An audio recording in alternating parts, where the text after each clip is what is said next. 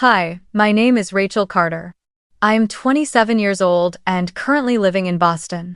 A few weeks ago, I finally walked across the stage to receive my degree in environmental technology, a dream I had been forced to put aside for 8 long years.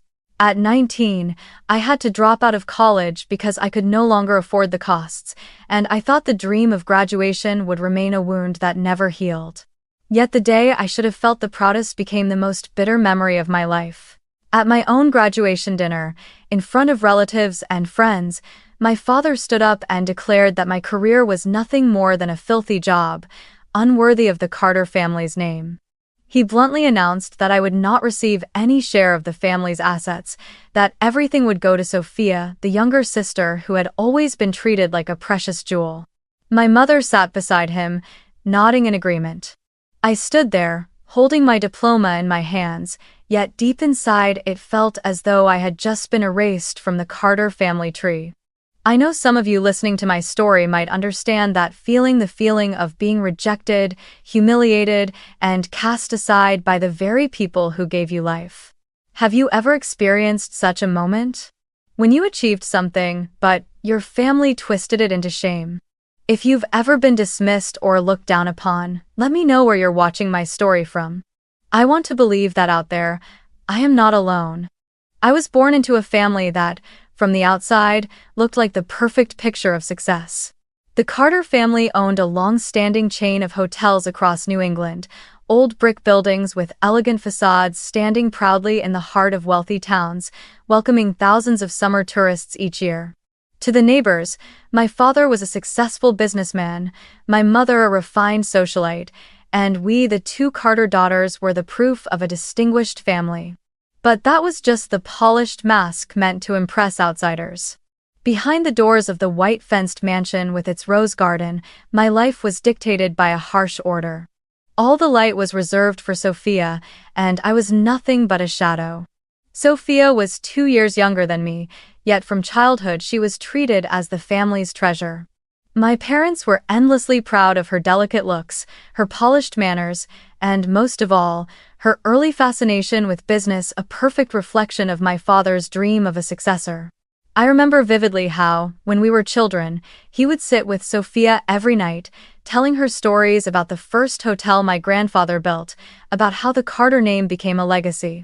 Sophia's eyes would shine with excitement, hanging on every word, while I sat in the corner, feeling like a spectator at a play written entirely for my sister. The bitterest part was that no matter how hard I tried, my parents refused to see me. I was a top student, always near the top of my class, and I had been accepted into a prestigious university to study environmental science, a field I had loved since I was a child. I still remember designing recycling projects in high school or volunteering with friends to clean up beaches, and the joy I felt knowing I was contributing, however small, to protecting the planet. That joy meant more to me than any gift. But in my parents' eyes, none of it had any worth at all. When I sat in front of them, holding out my acceptance letter and asking for financial support to pursue the field I loved, I truly believed I had a chance to prove myself. But my father only gave a cold laugh, his voice sharp as a blade. Don't waste money on trash collecting. If you study business like Sophia, we'll pay. But if you insist on following that filthy path, you're on your own.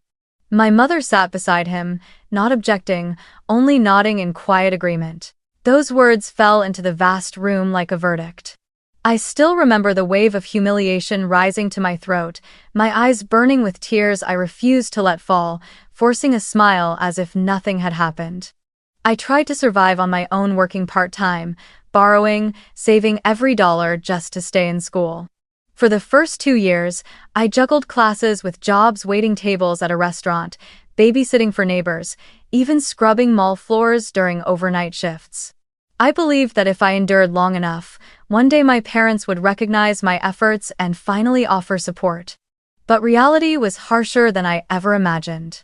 Tuition and living costs were overwhelming, and the debts piled higher each semester. By the end of my second year, I was forced to do the one thing that shattered me: submit my withdrawal form. I left the dorm in silence, carrying nothing but an old suitcase and the crushing sense that every door had slammed shut in my face. Meanwhile, Sophia lived in a different world.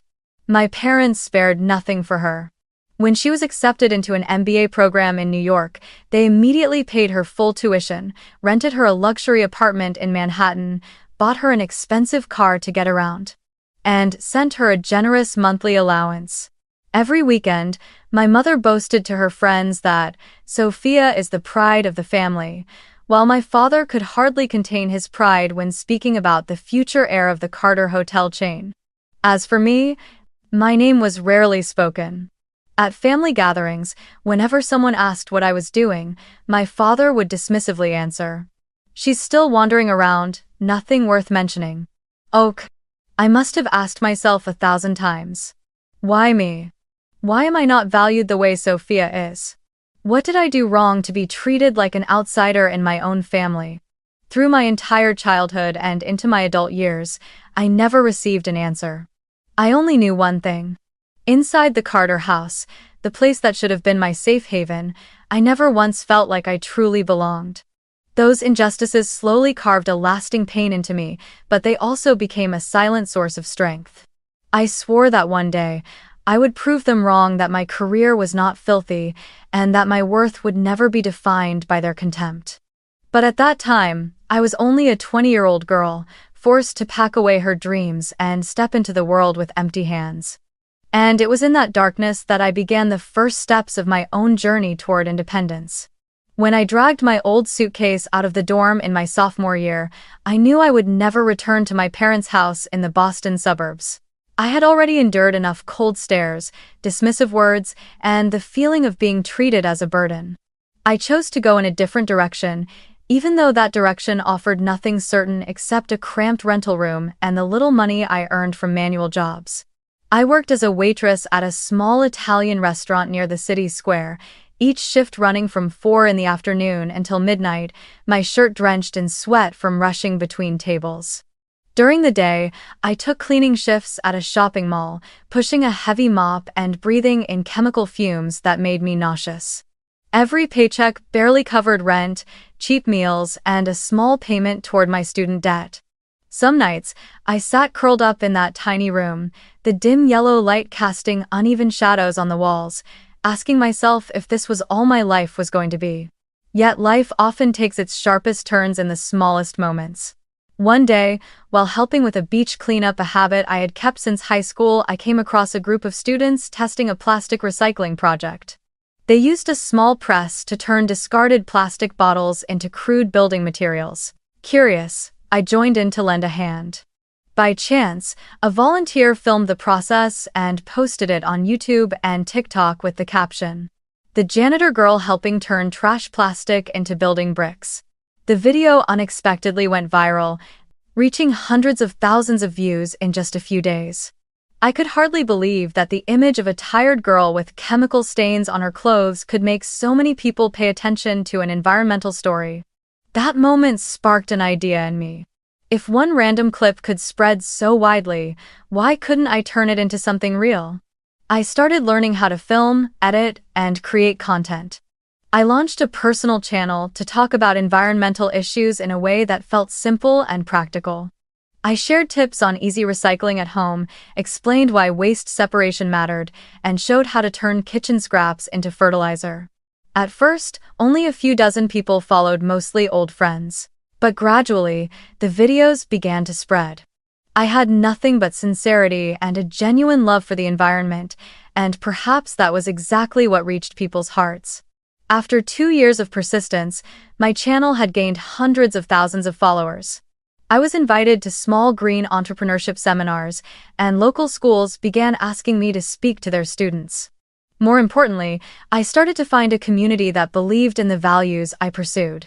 Many viewers messaged me to say they had changed their daily habits, started sorting their trash, reduced single-use plastics, or joined cleanup groups. Each message felt like a quiet encouragement, reminding me that the path I had chosen was not meaningless, even if my family still dismissed it as a filthy job. From creating content, I began to dream of something bigger, turning recycling ideas into a real business. At 24, together with a few like-minded friends, I founded GreenPath Solutions, a startup dedicated to researching and producing building materials from recycled waste. In the beginning, we worked out of a rented garage, using outdated machines that broke down constantly.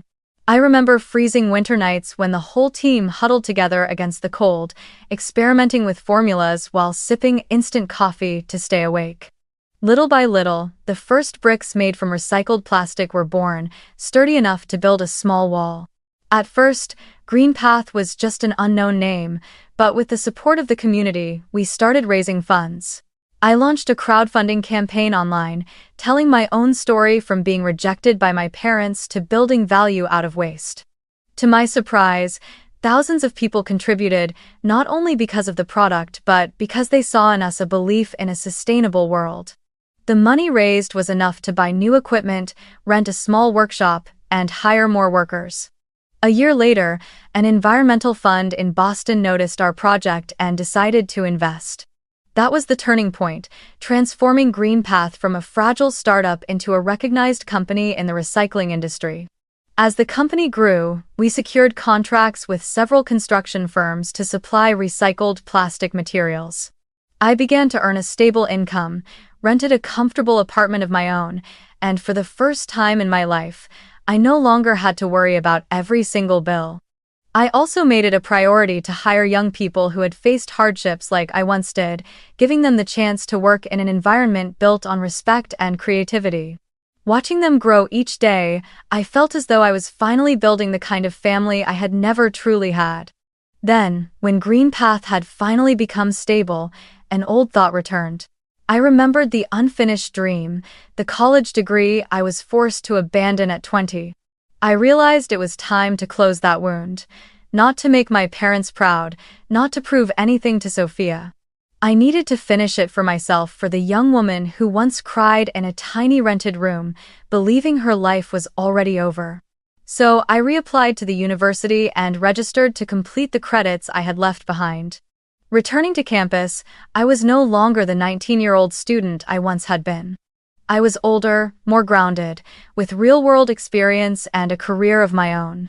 I sat in lecture halls, listening to professors explain new technologies in the field, and I felt every cell in my body light up.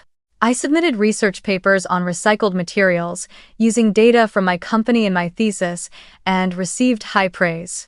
My classmates saw me as an example, and my professors respected my perseverance. On the day I walked across the stage, I wasn't just Rachel Carter, the 27-year-old who graduated late. I was living proof that a detour can still lead you to the finish line, that no one has the right to decide the value of your life but you. I held the diploma in my hands, my heart racing, and in that moment I whispered to myself, "At last, I did it." That graduation day, I hoped it would be perfect, a milestone to close the chapter of hardship and open a new path forward. I organized a small celebration after the ceremony, renting a cozy restaurant by the Charles River, decorated simply with green and white ribbons, the colors I always associated with the environment and renewal. I wanted to invite the people who had walked beside me, friends, mentors, professors, and even though I felt conflicted deep inside, I still sent invitations to my parents and to Sophia. Part of me wanted to show them that, despite everything, I had risen, that I had completed the very education they once ridiculed. Another part of me, fragile and hidden in my heart, still longed for a small acknowledgement, a nod of recognition from them. Guests filled the room, each one smiling and congratulating me.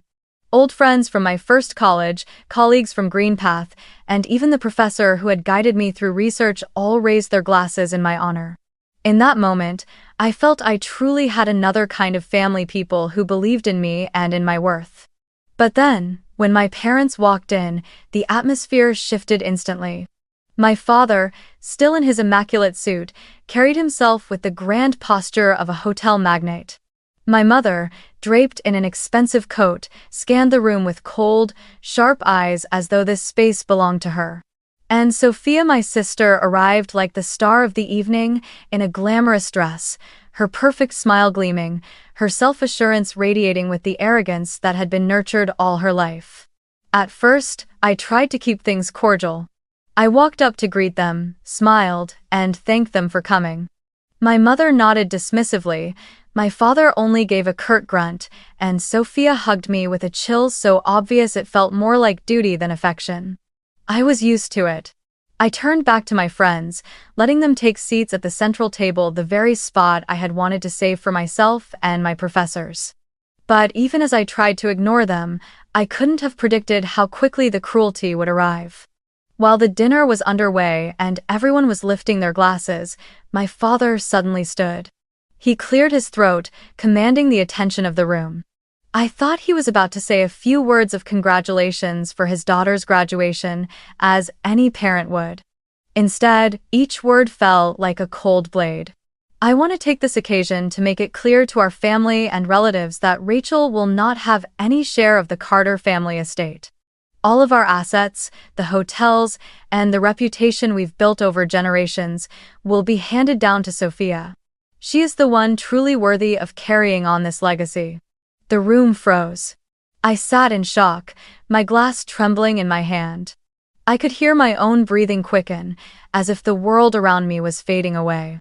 I tried to tell myself I had misheard, that perhaps he would follow up with words of pride for me. But then my mother rose, her tone sharp and cold as she added, "Rachel, you already have your own career, your own company, a good income. Sophia is the one who needs support. It's only natural. We just want things to be fair." I didn't even have time to respond before my father gave a cold laugh, shook his head, and said something I will never forget. "The truth is, we never believed in that so-called career you're chasing. A filthy career, a dirty job dealing with trash, something no one in the Carter family would ever want to be associated with." The room fell into silence for a few seconds, and then the murmurs began. I saw some of my relatives glance at each other, nodding, and then they started clapping. Clapping not for me, but for Sophia. The applause grew louder, followed by cheers of, "So well deserved," and "Sophia is the true pride," echoing through the room. I sat there, in the very place I had paid for, but I was cast out of the spotlight in my own graduation celebration. I looked around and saw my friends frozen in shock, a few of them trying to comfort me with their eyes. But the isolation was undeniable. Sophia sat proudly, smiling as though the entire event had been organized in her honor. My parents held their heads high, satisfied with their performance. And me, I sat alone, feeling as if 1,000 knives were piercing my chest. I wanted to scream, to demand why they couldn't acknowledge my efforts, even just once. But my throat locked tight, and my heart weighed heavy. In the end, I just took a deep breath. I lifted my gaze, letting the fire of rage and pain burn openly in my eyes. I wanted to etch that moment into my memory, to let it become a source of strength I would never lose. I said nothing. I let the silence wrap around me. Silence, but it was a vow, a wordless oath, that I would never forget, and I would never again allow them to define my worth. That night ended with laughter and congratulations showered on Sophia, while I walked out the door with a bleeding heart. Yet I also knew that in that exact moment, a part of me had died, the part that still longed for my parents' love and approval. And when that part of me died, another version was born, stronger, fiercer, and ready to face whatever waited ahead. A few months after that haunting graduation night, I had slowly fallen back into the rhythm of my daily life. Work at Greenpath kept me busy with new projects, new clients, and the steady belief that I was building a solid path of my own. And yet, just when I thought I could leave the pain behind me, the past came rushing back uninvited, crashing straight into the middle of the night. That night, the clock had just struck close to 1 in the morning. I was drifting in and out of sleep after a long day when my phone rang insistently. On the screen appeared a name I had long stopped expecting. Dad. My heart tightened for a second, part surprise, part irritation. We hadn't spoken since the graduation dinner. And yet here he was, calling me in the dead of night. Something in my gut told me this could only mean trouble. I picked up. On the other end, my father's voice came through, not arrogant, not commanding as it always had been, but laced with panic. "Rachel, are you there? We're in big trouble."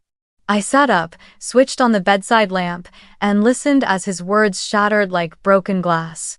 He explained that the family's flagship hotel in Newport had just been hit by a massive storm. The roof was badly damaged, water had poured into the grand ballroom, and the estimated repairs would cost nearly $150,000. Normally, insurance would cover most of it, but Sophia, as the newly appointed head of finances, had signed the wrong type of contract. The policy didn't include coverage for natural disasters of this scale. In other words, none of the damage would be reimbursed. I sat in silence, emotions churning inside me. This was the direct result of putting all their trust and power into Sophia, the pride of the family. My father let out a heavy sigh, and then spoke again, his voice caught somewhere between authority and pleading. "Rachel, you have a company, you have money, you can manage this. Help the family just this once. Sophia is young, mistakes are natural. But if the hotel isn't repaired, Carter Hotel's reputation will collapse. Family comes first. You must help your sister this time." I tightened my grip on the phone, the memory of that graduation night flashing back in full force. The cruel words still echoed in my mind. Filthy career, no share in the inheritance. A bitter smile tugged at my lips, one so sharp it hurt even me. My voice was calm, but every word carried weight as I replied. "Father, I was once cut out of the inheritance, once called the daughter chasing a filthy career. And now you want me to save the very thing you were so proud of, when on that day you stood before our relatives and erased me from the family. If you need money, why not sell one of those luxury hotels? You always said they were your pride." The line went silent for a few seconds. I thought maybe he would reflect, admit at least some part of the truth. But no. His old self came roaring back, his voice sharp and furious. "You really are an ungrateful child. We raised you all these years, and now when we need your help just once, you refuse. How dare you, ungrateful." I drew in a long breath. My heart ached, but at the same time, it felt colder, steadier. Softly, I answered. "You chose Sophia. You declared to the entire family that I was no longer part of it, so don't call me ungrateful. I'm simply living the place you put me in." And with that, I hung up, firm and final. After the call, I sat motionless in the quiet apartment, the only sound the steady rain tapping against the window. A strange mix of pain and relief rose in me. Pain because even in crisis, my father still saw no value in me beyond money. Relief because, at last, I had found the courage to speak plainly, to refuse, instead of carrying yet another burden that was never mine. But I knew this wasn't the end. A family so steeped in pride and favoritism as the Carters would not easily accept rejection. That night I closed my eyes but could not sleep. Deep down, I knew the real storm was only just beginning. The next morning, as I returned from Green Path with files still in my hand, I froze at the sight in front of my apartment door. 3 familiar faces I least wanted to see: my father, my mother, and Sophia. They hadn't called, hadn't warned, they had simply appeared as if my home was still theirs to walk into. The moment she saw me, my mother stepped forward, her high heels striking sharply against the hallway floor as though to announce her presence. My father stood behind her, arms folded, his face dark with anger, his eyes glaring. And Sophia, she stood in the middle, her eyes red and swollen, clutching her purse tightly, looking both miserable and afraid. I sighed, unlocked the door, pushed it open, and said coldly, "Whatever you want to say, come in. But don't expect me to make coffee or tea." They stepped quietly into my small apartment, not wide or luxurious like the Carter mansion, but the only place where I truly felt safe. My parents glanced around, their eyes carrying a hint of disdain, while Sophia sat down on the sofa, her head bowed. My mother was the first to speak.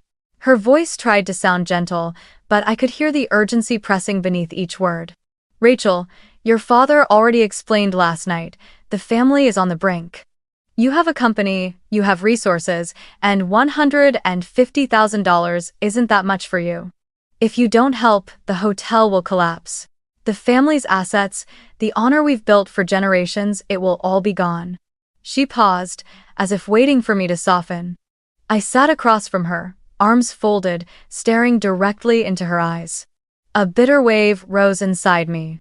Years ago, when I begged them for just a little help to continue my studies, even a few $1,000s was called wasteful, throwing money into something meaningless. And now, $150, 000 was spoken of as if it were a feather's weight, simply because it concerned Sophia.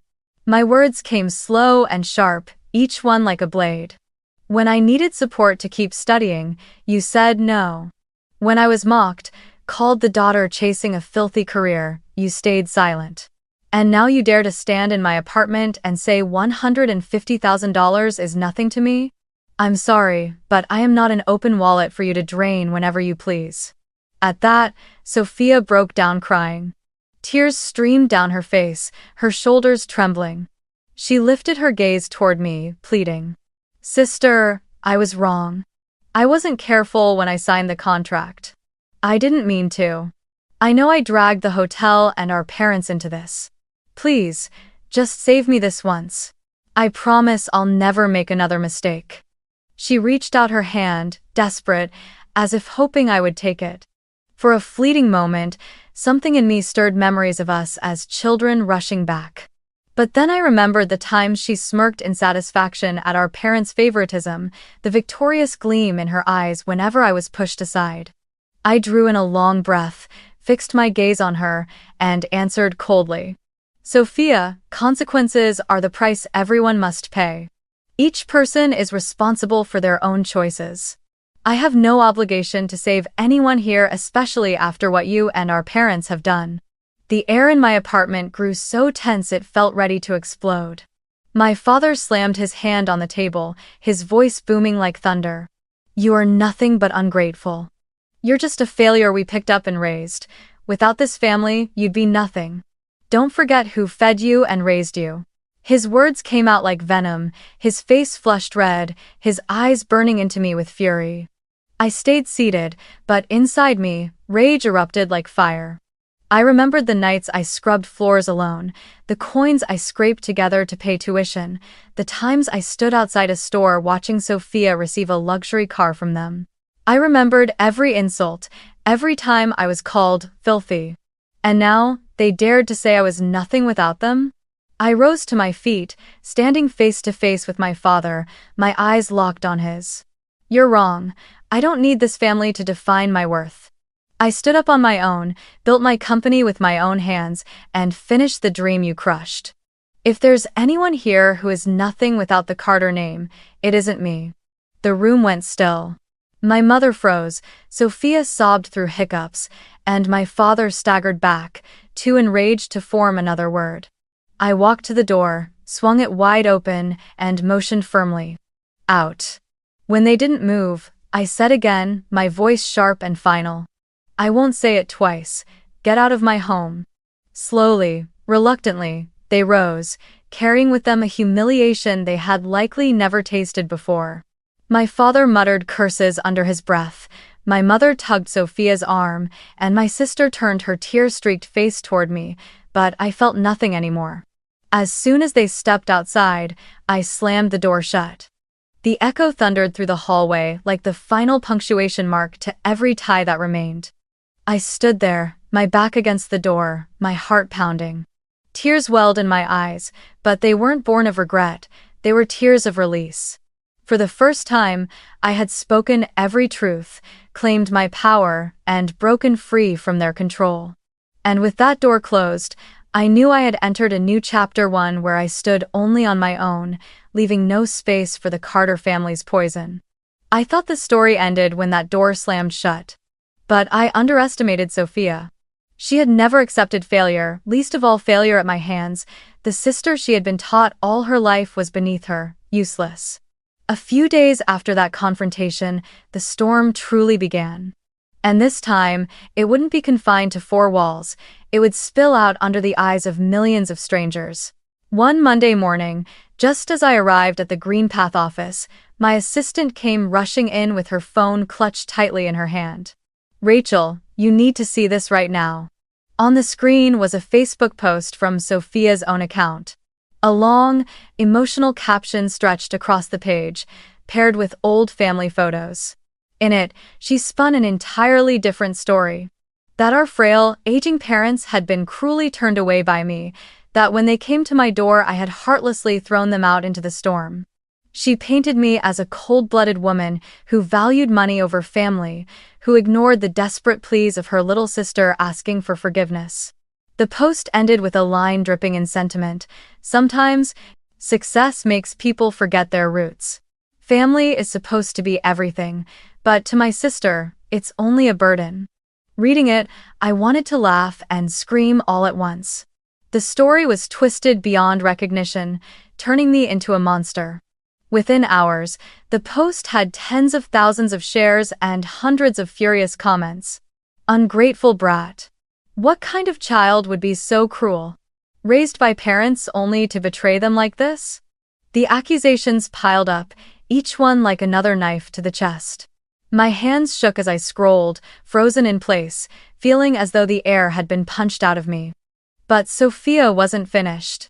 On Reddit, a new account clearly hers posted a long novel-like tale under Reddit family drama. This time, the story was told from the perspective of the helpless younger sister. She cast herself as the victim, while I was the ruthless success story, the heartless entrepreneur who used my company and wealth to trample over my family. Because Reddit is notorious for rallying fiercely against stories of injustice, the post shot to the top. Thousands of comments poured in, cursing me with the ugliest words imaginable. I had never felt the world turn its back so quickly. From a young entrepreneur admired by many, I had become, in a single night, a symbol of ingratitude. Every time I opened my phone, there were insults waiting, hateful messages, threatening emails. Some people even tracked down the address of my company, sending handwritten letters scrawled with warnings. You will pay. I was shaken, overwhelmed, but the deepest cut of all was watching the fallout reach Green Path, the child I had built with my own blood and tears. A major client called me, his voice hesitant. Rachel, we've seen what's been spreading online. I don't know what to believe, but our company doesn't want to get dragged into controversy. We'll have to suspend our contract. After that call, 2 more contracts were canceled. The numbers on our financial board began to plummet. I looked at my team, the people who had trusted me from the very beginning, and I felt as though I was betraying them. They didn't say a word, but the worry in their eyes was impossible to hide. Every morning when I walked into the office, I felt the weight of skeptical glances. Local newspapers started running sensational headlines like, Boston CEO accused of abandoning elderly parents. I became a talking point in coffee shops, on radio shows, and in streams of vicious online comments. The crowd didn't know the truth, and they didn't care to. For them, Sophia's sentimental story was far easier to swallow than the messy, complicated reality. At night I lay in bed, my phone buzzing endlessly with new notifications. Every time I opened it, another storm of hatred poured out. Trash. You don't deserve to be human. Hope your company goes bankrupt. I clutched my head, tears soaking my pillow. I felt like I was drowning in a public trial where justice was defined not by facts but by shares and furious comments. People called it social justice, but to me, it was nothing more than a mob with torches, ready to burn down anyone they decided was a monster. The world didn't know that I once knocked on doors begging for a little love and was turned away. No one knew my father once stood in front of our relatives and called my career a filthy job. No one heard him shouting, "You're just a failure we picked up." All they saw was Sophia crying, weaving her tale, and they were eager to believe it. In those days, I had to learn silence. Every rebuttal was twisted, every attempt to explain only fueled the mob's rage. I watched Green Path stumble, contracts slipping away, finances tightening. I watched my employees struggle to stay focused in an atmosphere so heavy it was hard to breathe. And for the first time since founding my company, I felt real fear, not of business failure, but of losing everything to the lies of my own family. I remember sitting alone in my office late at night, the yellow lamp casting its glow over the stacks of papers on my desk. In my hand was a printed copy of Sophia's post, every word etched like a scar. I asked myself, why does she hate me so much? Why does my family not only want me to fail in their eyes but also drag me down before the whole world? What she had done wasn't just an attack on my personal reputation, it was a direct threat to the survival of GreenPath, the company I had poured nearly all of my youth into building. I needed a clear, legal, and powerful way to fight back. And the first name that came to my mind was Rachel Kim, a college friend who had since become a lawyer, specializing in business and media law. The last time I had seen Rachel Kim was at an environmental conference a few years back. At that time, she had just joined a major Boston law firm, well known for defending small businesses against defamation and unfair competition. I still remembered her joking, "If anyone ever tries to make up lies to destroy your company, just call me." I had laughed then, never imagining those words would one day become my lifeline. I picked up my phone, my hands trembling with both anger and desperation. The moment I heard her voice on the other end, I almost broke down. I told her everything: the Facebook post, the Reddit story, the canceled contracts, the threats. I even told her how my parents had stood by Sophia's side, silently allowing her to spread her lies. When I finished, there was a pause on the line. Then Rachel Kim's voice came, firm and steady. "This is a textbook defamation case, Rachel, and we're going to fight." The very next day, I was sitting in her office, the polished wooden desk covered in documents. Rachel Kim explained everything carefully. Under Massachusetts law, any false statement that damages a person's reputation and financial stability can be grounds for defamation. She pointed out the phrases in Sophia's post: "Rachel abandoned her elderly parents. Rachel threw her crying sister into the street," that were clearly fabricated. More importantly, those statements had directly caused GreenPath to lose contracts and suffer financial harm, something we could prove with numbers. I handed Rachel Kim the emails from clients canceling their contracts, the revenue reports showing the sudden drop right after Sophia's post went viral. I gave her printed screenshots from social media, thousands of hateful comments, and even the threatening letters sent to GreenPath. Looking over the pile of evidence, Rachel Kim nodded firmly.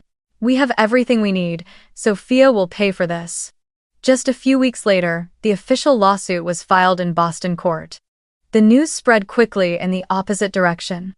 GreenPath CEO sues younger sister for defamation. The press jumped on it again, but this time with a different tone. Some began to ask questions. Had Sophia really fabricated the story? The internet was divided, but at least I was no longer a silent target absorbing every accusation alone. On the day of the hearing, I walked into the courtroom with a heavy heart. My parents sat in the back row, their faces tense, but not a single word of greeting. Sophia wore a plain black dress, her hair loose, her makeup soft-crafted carefully to look like a victim.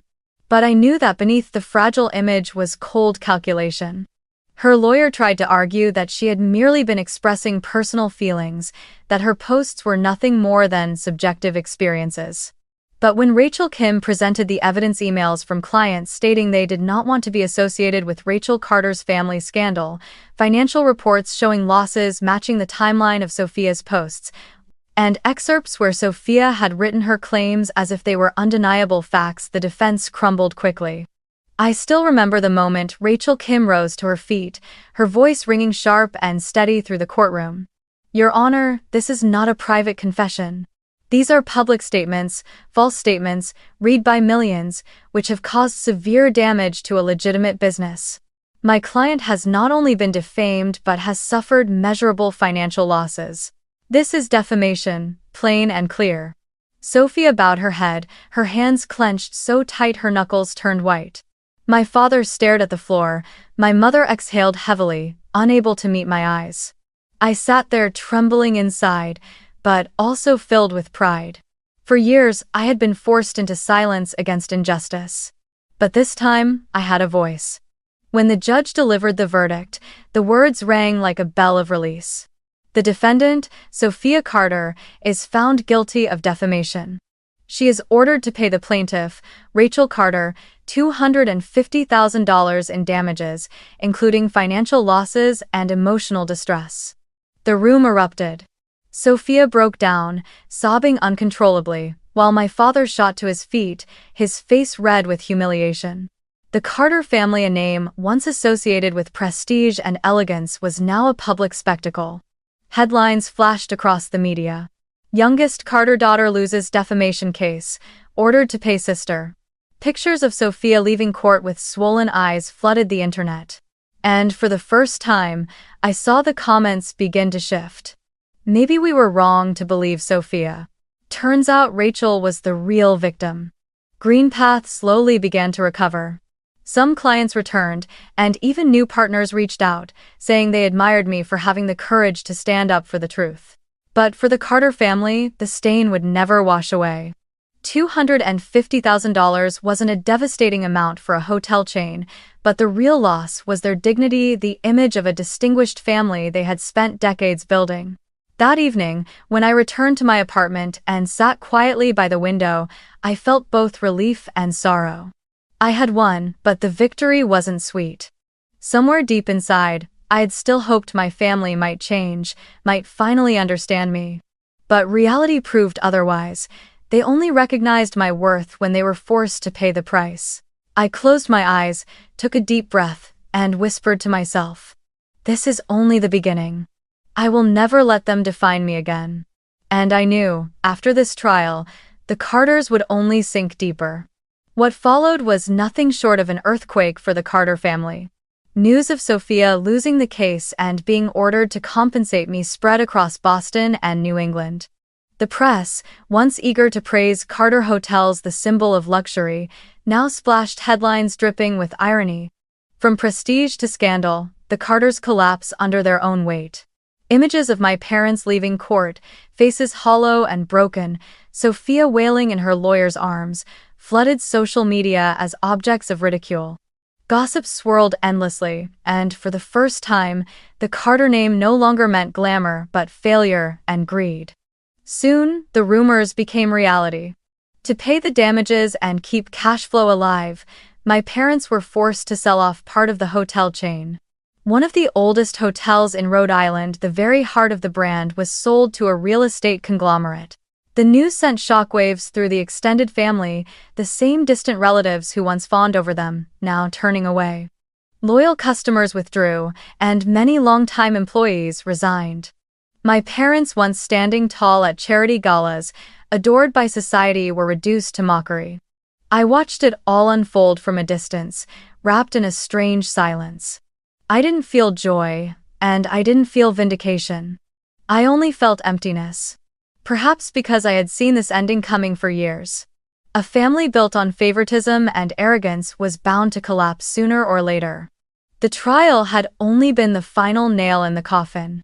One winter morning, as Boston lay under a blanket of icy fog, I heard a knock at my apartment door.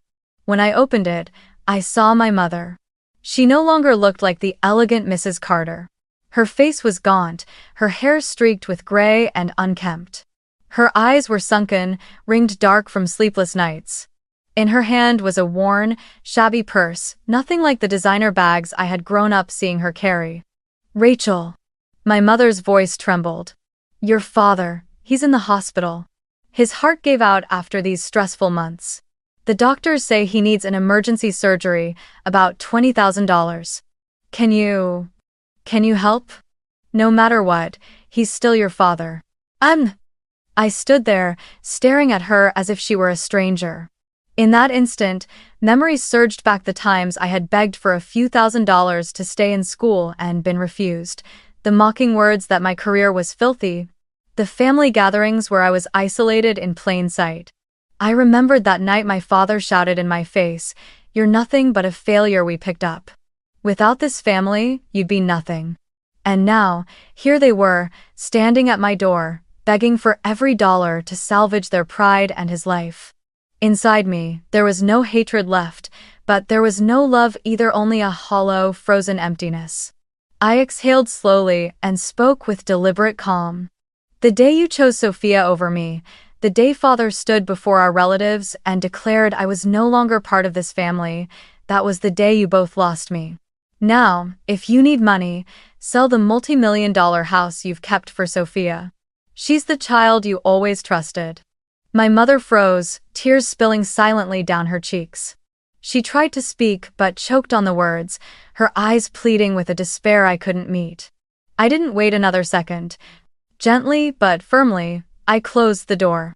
The sound of the lock clicked sharp and final, sealing off the last thread of hope. As I turned back into my apartment, my shoulders felt suddenly light. Not because I took joy in refusing to help my father, but because I had finally placed a period at the end of a long, painful chapter. I was no longer the girl who once craved recognition. I had chosen my new family, friends, colleagues, people who valued me for who I truly was. The Carter family, with its false glitter and warped affection, was now nothing but the past. And this time, the door I closed was closed forever. When everything was over, I sat alone in my small Boston apartment, watching the morning light spill through the glass. I thought about all that had passed, a childhood spent in the shadow of contempt, the dream of education I once had to abandon, the nights I scrubbed floors in chemical fumes, the company I built from nothing, and the battles I had fought against my own blood. I had endured enough bitterness to understand one simple truth, one that is never easy to accept. Family is not where you are born, but where you are respected. Blood cannot excuse cruelty. It cannot be the chain that binds you to lifelong submission. I know there are many people like me, those who have been rejected, pushed aside, simply because they did not fit into the mold their parents had created for them. I want to tell you this: being rejected does not mean you are worthless. Your worth does not depend on someone else's gaze, and it certainly does not depend on the approval of a family warped by favoritism. It lives in your own actions, your own effort, and the choices you make every single day. I was once called the daughter chasing a filthy career, yet that very career gave me independence, dignity, and a community that truly values me. I also want to emphasize something it took me nearly all of my youth to learn. Setting boundaries with a toxic family is not selfish, it is survival. Many believe that cutting ties or refusing your parents is a sin. But the real sin is allowing yourself to continue being trampled, exploited, and broken in silence. When I dared to close the door on my parents, it was not an act of hatred, it was an act of protection. Protection from the endless cycle of old wounds repeating themselves. Today, I have built for myself a new family. Not from blood, but from trust and respect. They are my colleagues at GreenPath, who worked with me through freezing winter nights. They are the young employees I hired when no one else would give them a chance. They are the friends who did not turn away when the internet overflowed with lies, but instead stood beside me and affirmed their belief in who I am. They have become my foundation, the place where I have found comfort and love that is genuine. And if you listening to my story have ever been belittled by your family, ever felt lost in the very home that should have sheltered you, remember this: you can leave, and you can rebuild your own worth. Don't let anyone call you useless. Don't let anyone define your life through their favoritism or selfishness. You deserve a place to call family, not because it shares your blood, but because it is where people truly see you and honor you. It took me years to learn this, and I share my story not to complain, but in the hope that you will not have to wander as far as I did to find the truth. If you are hesitating, if you still believe you must endure for the sake of peace, ask yourself, what peace is built on contempt? Sometimes cutting ties is the only path to healing. And when you take that step, you will discover the world is far wider than you ever imagined, and within it, you can begin again, on your own terms. Thank you for listening to my story. I'll see you, my dear friends, in the next one.